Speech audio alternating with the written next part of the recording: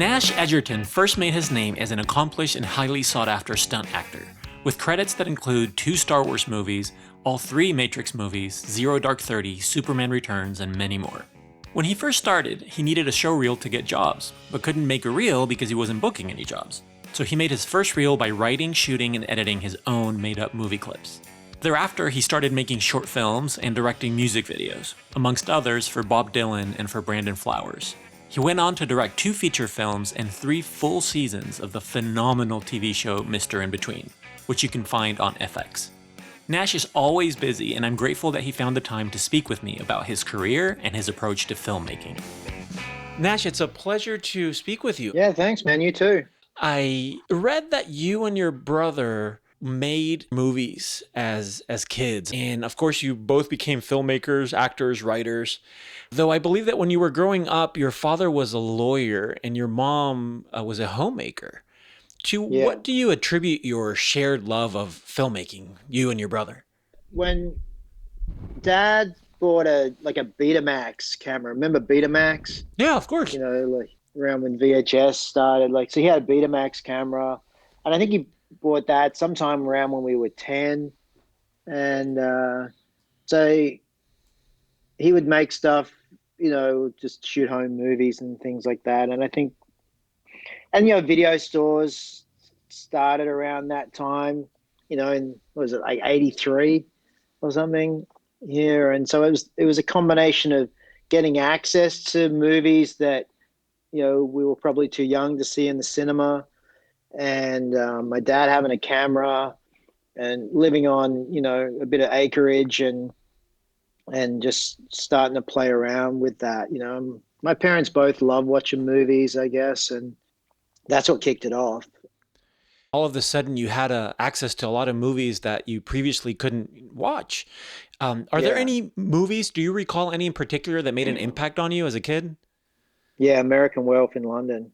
Oh, really? I remember that. I Yeah. remember watching that as a kid. I remember being scared. I remember some of the nudity. Yeah, that was like, it wouldn't have been something I would have been allowed to go to the cinema to see, but and my mom just was like okay with my brother and I just grabbing movies to watch, and she was very much into like revenge movies, and like films like Death Wish and stuff. We got to see those kind of movies early on because she didn't want to watch them by herself, so she'd get us to watch them with her, and they would freak us out. But um, I believe you were beginning to study electrical engineering when you decided to take a shot at becoming a stuntman. What was it about being a stuntman that attracted you?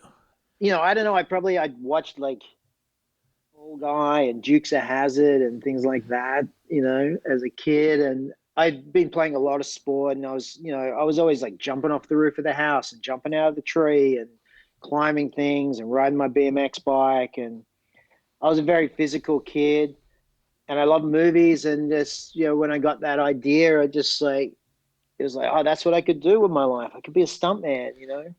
How did you get Um, your first break? Well, look, there was before the internet, so I looked up stunt in the phone book, and I found an agency that represented stunt people. There was just like one phone number that I could find that had stunt in it somewhere, and I called them and I told them, I think I just turned 18, and I said I wanted to be a stunt man, and the lady who answered told me how hard it was to get into and was trying to talk me out of it. But I'd already made up my mind that's what I was doing. So I just called her every week. I think the next day I drove to where I looked up where the office was, and I drove there and said, I'm the guy who called yesterday, and what do I need to do? And I just harassed her. I was just a persistent kid, and eventually I think she got so sick of me calling, she put me on to a stunt coordinator who was working on a film in the city called Reckless Kelly, which was, I don't know if you remember a film called Young Einstein, Yeah, of course. this Yahoo Serious film. It was the film he made after that, and they were shooting it in the city.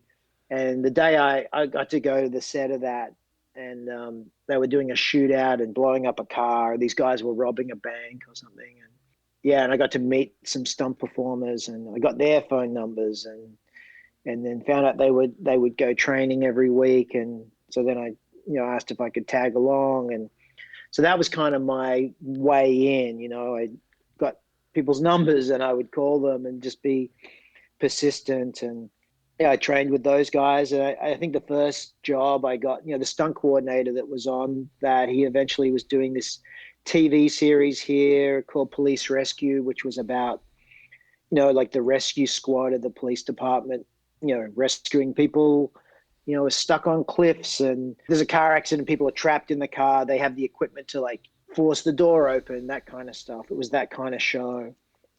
And I started working in as an assistant on that. So when there was any stunts on, I would carry the pad bags and the boxes and the rope gear and anything that was involved with that. And that was kind of my start. Do you remember your first stunt? I remember the first job I got. Yeah, I played a dead body in a car accident. Like the police rescue squad were turning up. This car accident, and this girl had crashed her car, and her boyfriend was dead in the car with her, and they had to force the doors open. So that was the first one. I think the second one, I played another dead body in a. It was at night time in a waterfall, and it was like a dead body lodged in the waterfall and the rocks, and they abseiled. They rappelled down and clipped a harness onto my dead body so they could get it out of there. And I remember it was winter time and it was night in this water. It was freezing cold. And I'm like, oh yeah, I'm in a TV show. I think I was face down in the water. Like a lot of time as a stunt performer, you may just be put in an uncomfortable situation that they can't just put an extra in. So they were my first couple of gigs. I was like the young dead body. So you went on to have and do have quite the career aside from your writing and directing and filmmaking as a stuntman. To what do you attribute that success? Was it that physicality? Is it fearlessness?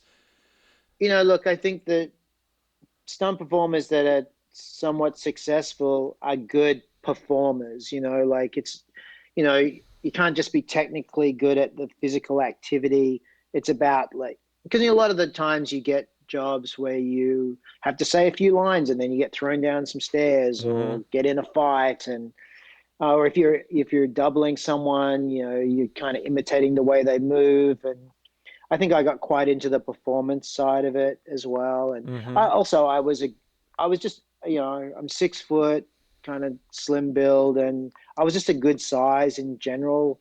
I don't look like a stunt guy, like I just look like a regular guy who could do physical stuff. And so I think and I was at the time in Sydney, I was probably the youngest guy doing it for a long time. Right. I read that you don't have formal training in filmmaking, but that being on so many sets as a stuntman, you just were learning the whole time. Was it mostly passive observation? Or did you spend much time talking to directors and crew and picking their brains? Yeah, look, I didn't go to film school. I didn't know there was such a thing. I think if I'd known, I probably would have gone. I feel like being a stuntman on film sets was my film school. I was just fascinated with the filmmaking process in general. So yeah, I'd always talk to crew. I think what happened was, I was trying to get work, as a stuntman, and I realized at some point that actors and stunt performers had show reels that were made up of clips from movies that they'd worked on, and it seemed like, well, you needed a show reel to show you'd worked on some movies to get a job to work on a movie. Right. And it was like this catch-22 thing where, well, I can't get anything from my show reel because I can't get a job because I don't have a show reel, but I can't get anything from my show reel because I don't have a job. Right. And so I got this idea that, well, if the show reels are made up of clips from movies, all I have to shoot is just the clip from the movie. And so, me and another stunt performer that I was training with a lot, Tony Lynch, he had a video camera, and we would go out and film ourselves doing stuff. And rather than just filming ourselves doing a stunt, we would make up a sequence and we would shoot it and put it together and, make up the name of a movie we'd worked on. And then my brother at the time, he'd just finished drama school, and he was interested in being an actor, and thought, oh well, maybe that'll work for me too to get acting jobs, you know. So I said the same thing to him. I said, "We'll write a scene and get a friend, and I'll shoot that, and we'll put that on your show reel. We make up a name of the movie and just give the scene." And so we were making these sort of fake movie clips to make show reels from, while trying to get work as actors and stuntmen, and that eventually turned into us making short films. And so the more I was doing that, when I would get a job, I just got more and more fascinated with the making process. It became more than just passive observation. I was like actively trying to learn how to make things.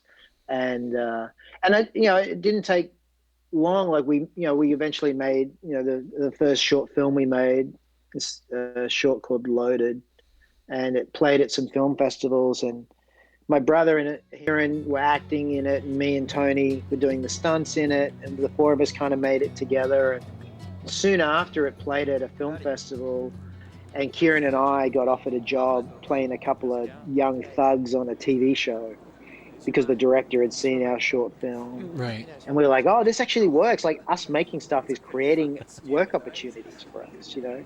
And I got offered editing jobs because I was the one who edited it. The four of us like just enjoyed the making process. And so we kept doing that while we were getting more and more work as actors and stuntmen. I just finished reading a book by Ed Burns, the actor, Mm. writer, director, and in it he writes about making his first film. I don't know if you're familiar with it, The Brothers McMullen. Yeah, I saw that. For I think the budget was $25,000, Wow. and he later went on to make movies with budgets of millions. Yeah. And then in the book he just talks about how often he was frustrated with the process of getting any project financed, and Yeah. he would periodically just go back to just shooting the same way that he shot McMullen, filming Yeah. with friends, filming in friends' houses, outdoors, no permits, handheld, Yeah. no dollies, no hair and makeup. And in preparing for my conversation with you, I saw that you've made short films for a few $100s yourself. I read that Loaded Yeah. cost $570, and it's because you broke two windshields, Yeah. Yeah. and fuel cost a few hundred. I think it was $900. Aside from your mindset, do you have specific advice for someone trying to make a film on a micro budget? How do you think you've been able to pull it off? I think me and my friends worked out early on that, use what you have access to, I guess when we started, we didn't know you had to have permission to shoot in locations. We didn't know you had to get permits. And it was so few of us. It was just such a small group. So we would just go somewhere. And then if someone told us we couldn't be there, we'd move along. And then when that person left, we'd come back if we needed to. Or we were making stuff with what we had access to, whether it was our friend's house or the location down the street, and putting our friends in it, and just making things that we wanted to see with things that we could achieve. We always would challenge ourselves and try and do something a little bit more, but we didn't have a lot of money, and we were just doing it with what we could do it with. Your first feature film, The Square, came out Mm. in 2008. How did that project come about? How did you make the jump to make The Square? My brother had this idea for a film, and he started writing it. He got a little bit of development money from a company. He wrote a draft, and then when he thought it was ready, he shared it with me. And I was like, "Oh, I'd really like to make this." And at that point, we'd made a handful of short films, and I guess we'd started. We'd had some success at film festivals with the short films, and it just seemed like the natural progression was, let's try and make a movie. And my brother was getting better and better as a writer, and so he wrote this thing, and I was like, oh, I want to make this, and so I would direct it, and he would write it, and he would be in it, and that was kind of the start of it. I watched The Square for the first time earlier this week, and well, first of all, I loved it. Oh, thank But it you. was hard to believe that that was your first feature film. Like just from the quality, like the outstanding quality of the directing, and how tight, and how just how well it was done. It was unbelievable, and it was really just through You had done a handful of short films before that, right? I mean, Spider, I think, believe had already come out. To what do you attribute that natural ability to like nail it on your first try? I don't know. Like, I remember being there and I remember doing, but I can't remember where ideas come from, like, I don't know if it's a combination of pressure and fear and instinct and, you just sort of trying to make decisions on the spot. Directing's a lot of pressure and you get asked a lot of questions. And, I'd have an idea in my mind how I wanted to put something together. I think the fact that I'd done a lot of editing by then, just by out of necessity, when we started making short films, we couldn't get anyone to work on them. So we kind of had to do everything. And one of us needed to edit, and I tried to teach myself how to edit. I think editing is a very essential tool for a director to have some kind of background in, because when you're directing, you're collecting pieces that are going to make up the whole film. And, under the time pressure or weather is affected or whatever's going on, you always have in your mind, I want to get all of these things. And then there's the reality of the sun is only up for so long and you can only work for so many hours. You can only be in this location we can only afford this location for a day. So you're having to narrow down what your expectations are. And the more you understand how to edit it together, you can make, informed choices on, okay, well, I can live without that shot because I'm going to get this piece. And I think editing has helped me, like I can imagine how I'm going to edit it together when I'm shooting a lot of the time. I was going to touch on this a bit later, but I listened to an interview with Matt Damon, and he was talking about shooting Saving Private Ryan with Steven Spielberg and Yeah. how Spielberg had some of those setups. He had, 8, 9, 10 cameras running at once, and how as they were watching playback, Matt Damon was just talking about how Spielberg he was already cutting, he was already editing and knowing it. And here we're going to go here and there and cut. And I understand that, good directors can do what you just described you did, which is you're editing as you're shooting, or at least making a log of the pieces that you need to put together and thinking of the edit down the line. Anytime I have like a set piece, like an action sequence, which involves planning, I will go out with a few friends and a video camera and I will test my ideas, I'll try and block out the action and sort of do a test shoot for it. Like, okay, how's this action sequence going to go? And I'll shoot all the pieces without the whole crew there, without thinking about like the lighting or the makeup or the design. It's just what is the mechanics of what we're trying to achieve. And I'll shoot it with this video camera and then edit that together. And maybe I'll go back and refine it.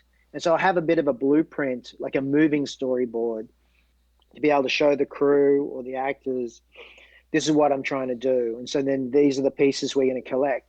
And so when you don't have a lot of time and money, then when you show up with the crew, you've already edited it together. And it's not like always exactly, but it's the guide, Mm-hmm. And then I can go, okay, we only need this piece. I only need this piece for this long. And then I need this piece. And so rather than getting coverage of multiple angles, because I've already edited it together, I'm only getting the pieces I need. And that I found was a lot more time efficient. And I did that for like almost half of the square because I knew it was a low budget film.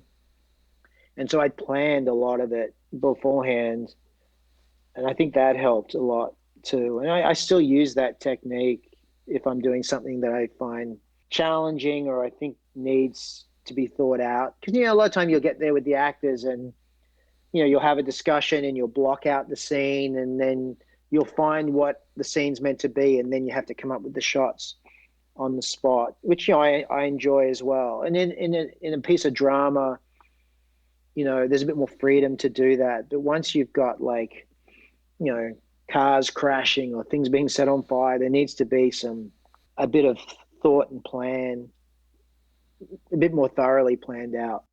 Your second feature film, Gringo, came out in 2018, and I watched that a night after watching The Square. And while they share many elements, right? And they're clearly your films. Gringo came out 10 years later and presumably had a larger budget. How do you compare the experience making each of those films? They were very different. The Square, I was terrified because you're just like, can I make a movie? you Right. know, and you're trying to learn how to make a movie while making a movie because it's not like something you just don't have an understanding of the pressure until you're doing it, I think.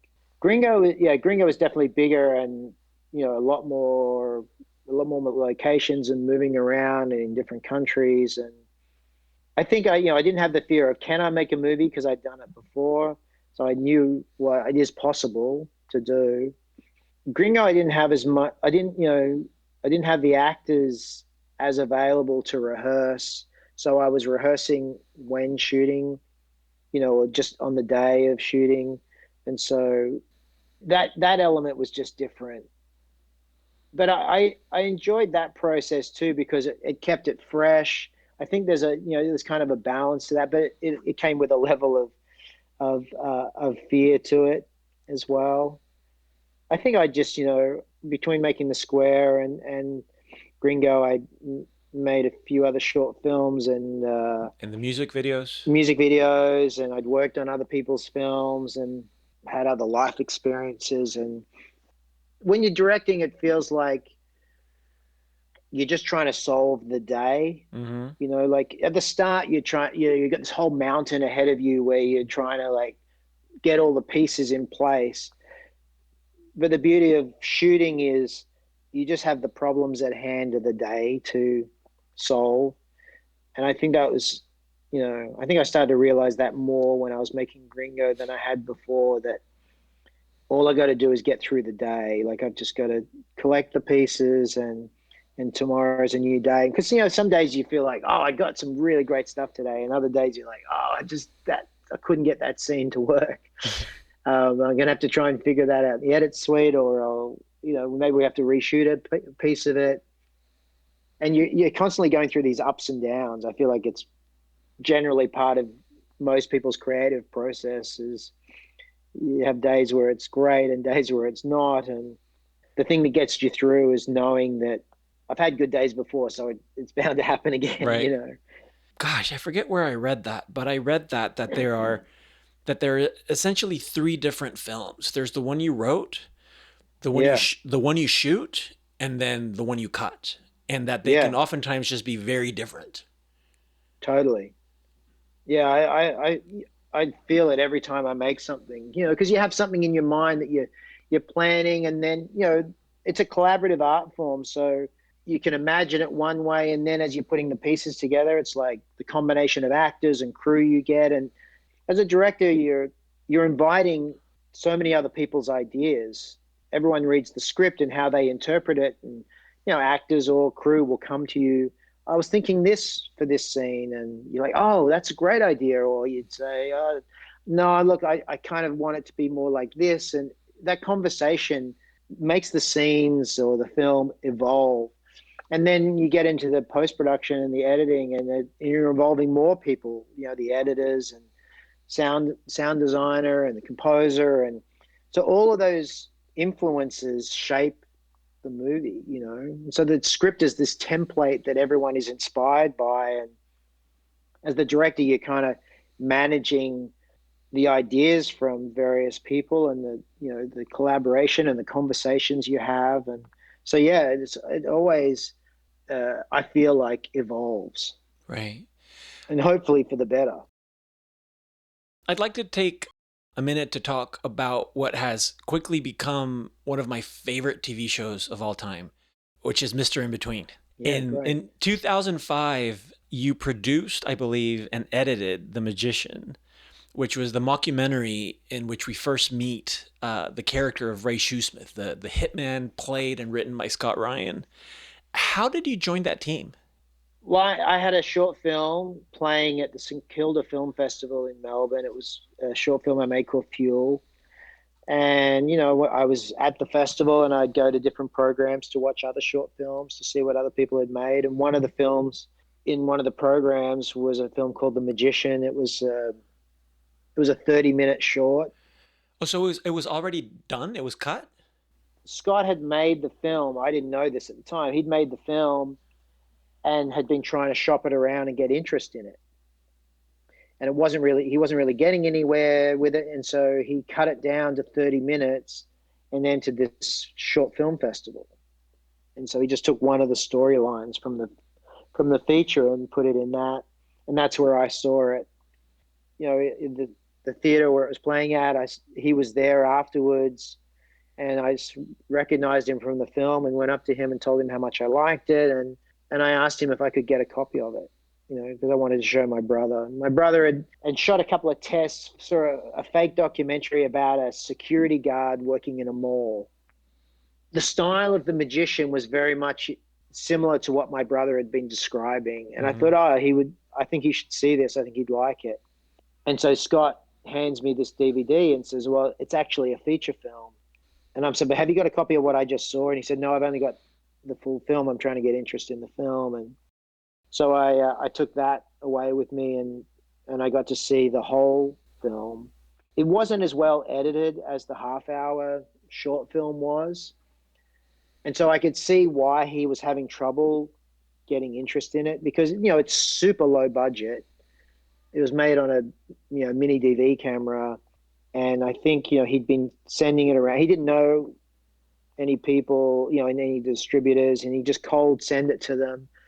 And if you'd watch the first 10 minutes of the original cut of the film, you'd probably go, well, it's just like a home movie. And, you know, whatever happened, he wasn't getting any traction. But because I'd seen the half-hour film, I thought, you know, as much as it wasn't very well edited to begin with, the film did get better as it went along. And I rang him to say how much I enjoyed it. And I know some of these distributors, and I will make them watch it. And he said, well, if you do that, you know, I'll give you a producer credit. And I said, well, look, to be honest, if you're going to put my name on it, I think the film needs to be re-edited. And he asked if I would help him with that. And I said, sure. And I thought it would only take me a couple of weeks to do, but I was interested to see everything that he'd shot, so I could see what the material there was. And so he offered to, you know, he gave me all the material, and you know, I set about recutting the film. You know, I hadn't produced a film before other than, you know, making my own short films. And so I got this lady, Michelle Bennett, who, you know, I'd worked with a lot doing music videos, and she'd produced this great film called Chopper, the Yeah, first, you know, the I've heard film of that it. kind of Eric broke. Bana? Yeah, it broke Eric Bana, yeah. And she produced that, which I loved, and I showed her, you know, what I'd been working on with the magician, and she really liked it, and she came on to help me produce the film, and yeah, we got a distributor involved and got it released. And so that's where it kind of began with working with Scott. The first season of Mr. Inbetween came out in 2018. What happened over that 13-year span between The Magician and Mr. Inbetween? Did you kind of walk away from it and then come back to it, or were you trying to get it made the whole time? So soon after that, maybe a year later, Scott had this idea to make a TV series based on the character. This was in 2006, and we got some development money, and he started working on some scripts for it. And you know, it was a half-hour drama, and no one really made any half-hour dramas, you know. And we shopped it around, and we tried for a couple of years to try and get it made, and just weren't really getting anywhere. You know, we wanted Scott to star in it, and, you know, other than The Magician, he'd not done anything else. And we just struggled to get it made. You know, it was before any of the streaming services were Right. around. And, you know, at that point, you know, I hadn't made The Square. You know, at some point, Scott was like, you know, I don't have to be in it. You can cast someone else. And, you know, originally he was going to direct the show. Michelle and I were just going to produce it, and he was going to write, direct, and star in it. And we weren't getting any interest in that happening. And then eventually, like, you know, someone had suggested, what if someone else directs it? And he said, you know, he'd be open to me doing it. And so I was interested in directing it. So we shopped it around with me as the director, and still we weren't having much luck getting the show up. We did come close a few times, but people wouldn't, you know, agree to Scott starring it, and I wouldn't agree to directing it unless he starred in it. And so we just come to a standstill.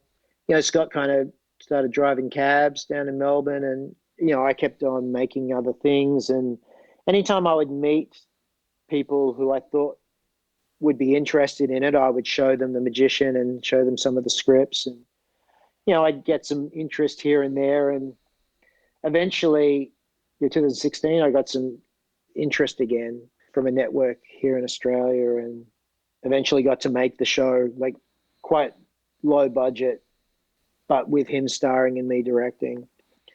My aim was just to prove what the show could be and how good he could be in it. And sort of once I got to shoot something, then it got to become real. I can't think of a better match than your directing style and Scott's material. It is phenomenal. I'm so happy that eventually it worked out. How did the process of collaborating with Scott, and that I understand he wrote every episode, you directed every episode, how did that turn out? The results are evident. They're incredible. But what was the experience like?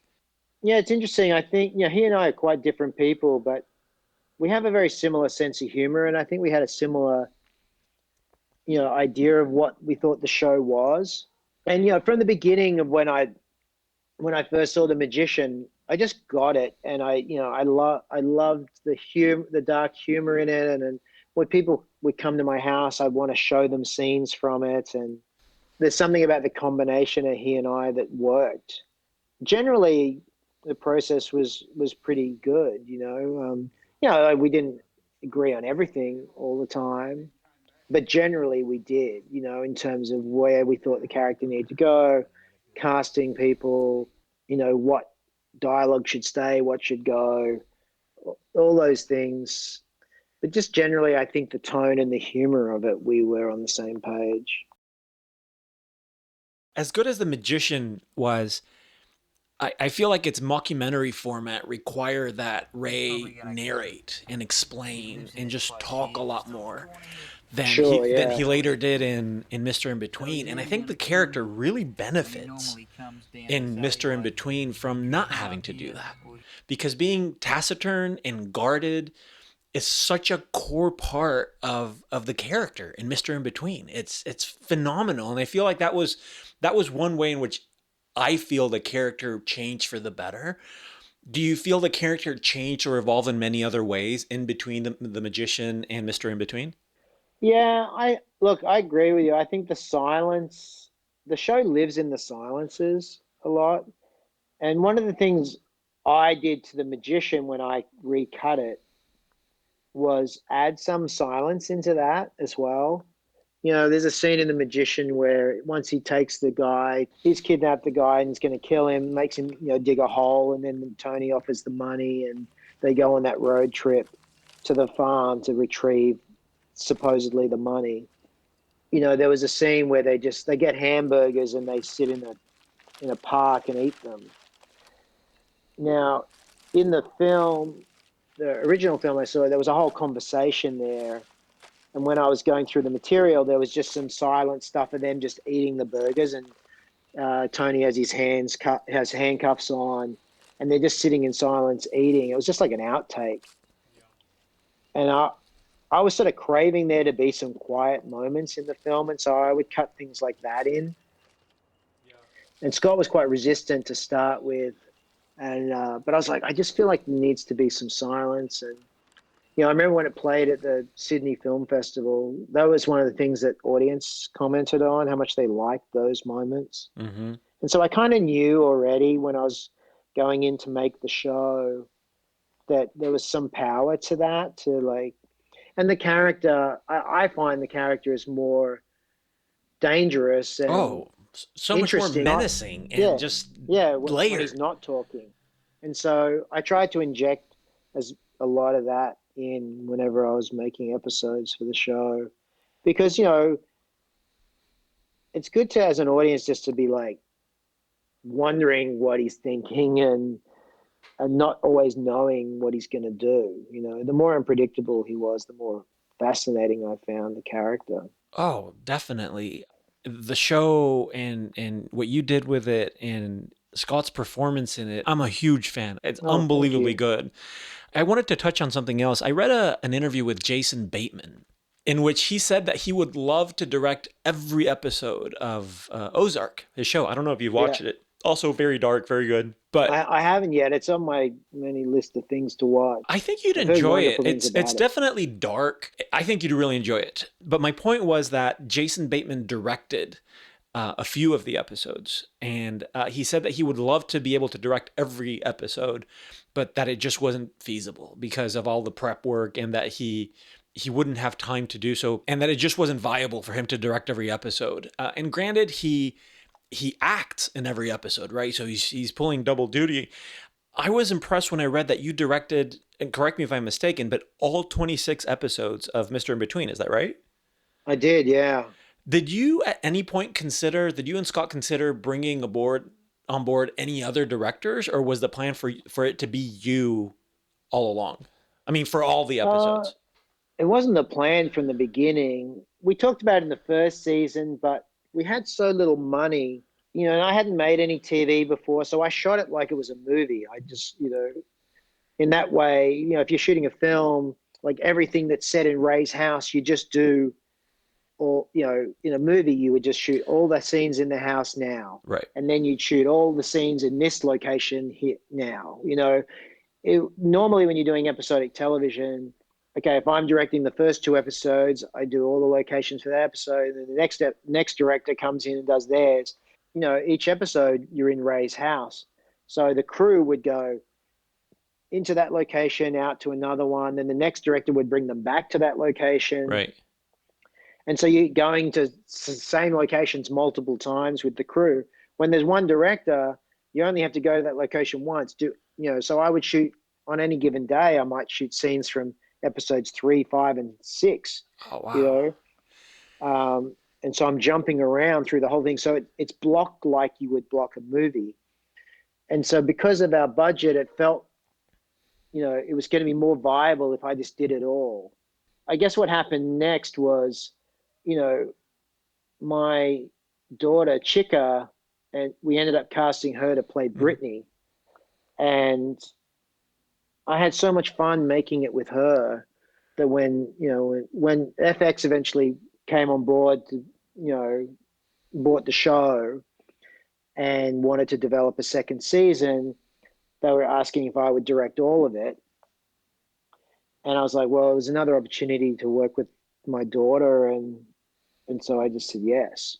And I guess what it had worked the first time, so it made sense to try and do it again, even though we did even more episodes. It was a way more challenging season 2. It was a lot bigger, and I just couldn't imagine anyone else getting to. I was like, I don't want anyone else to get to have that experience working with Chica. I wanted to do it. Did you shoot It's, seasons 2 and 3 the same way? yeah, pretty much. Yeah. This sounds naive in hindsight, but I remember when I was first getting interested in filmmaking, and I learned about movies being shot out of sequence, right? Mm, Because yeah. as a kid, I thought it was chronological, right? Like it's scene by scene, and that's how they shot Yeah. the movie. Me too. And I remember just reading, I couldn't tell you what movie it was, but how they would shoot the very final scene of the movie first, like the first week, and then just jump all over the place. And I understood why, right? The logistics of it. Yeah. But I always wondered if it was challenging for the actors to kind of to not be able to follow the same arc that their characters were following, and to maybe film a very sentimental tragic scene where their character had already undergone and completed this arc first, and then jump to the middle and then to the beginning. Did you find as a director there to be any challenges there trying to work with the actors as you were shooting an entire season at the same time? Yeah, totally. It's, I think it's just part of it, that you have to shoot things out of order. But, that being said, there are a number of times I'll say, look, I know we have to shoot this out of order, but I don't want to shoot this before I shoot that. Mm-hmm. There's certain scenes that I feel like are important to do before other ones because they inform Mm-hmm. what's coming. And then there's other scenes that it doesn't feel like it matters as much. So, I'll usually weigh in on the schedule in terms of an order of shooting things.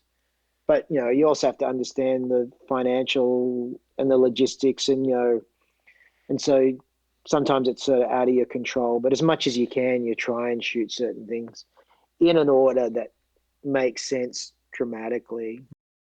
When I first watched the show, I was convinced that Scott just had to be some incredibly well known and accomplished Australian actor that I wasn't familiar with, and that he had likely won a ton of awards and done a ton of movies and likely done theater.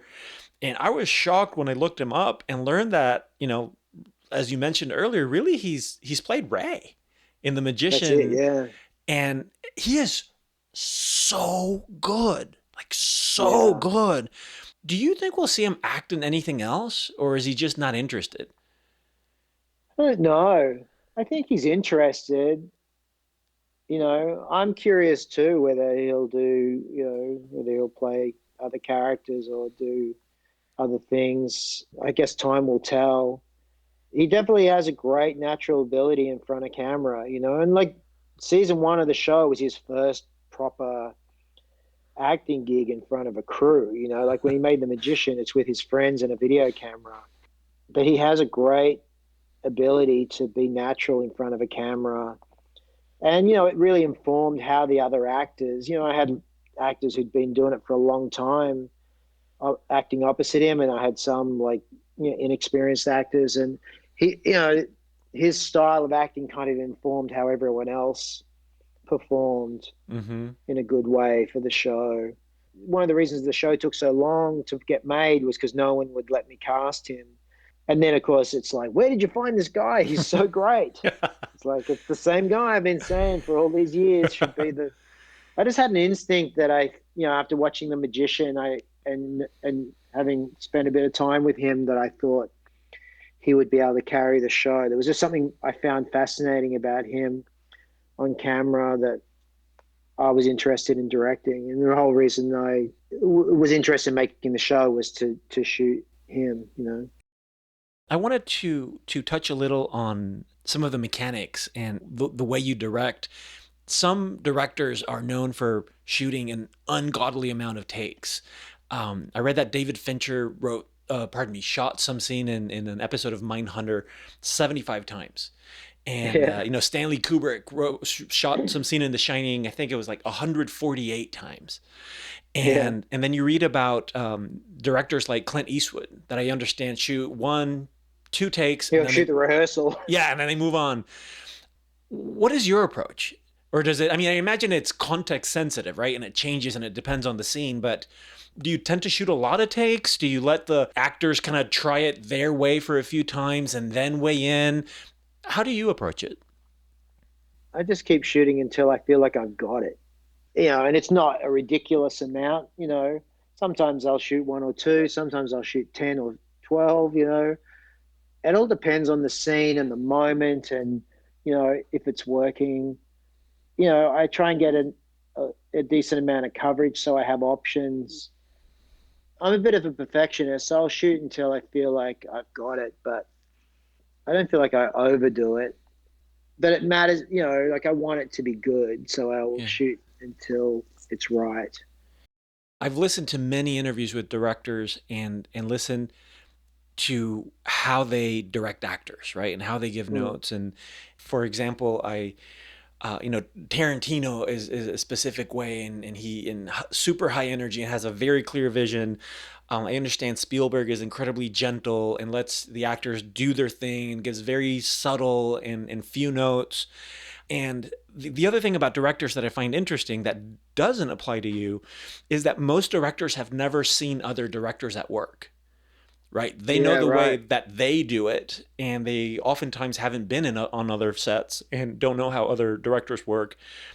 You've had the privilege through your work as a stuntman to see and as an actor and your brother's work to witness a number of different directors and how they work.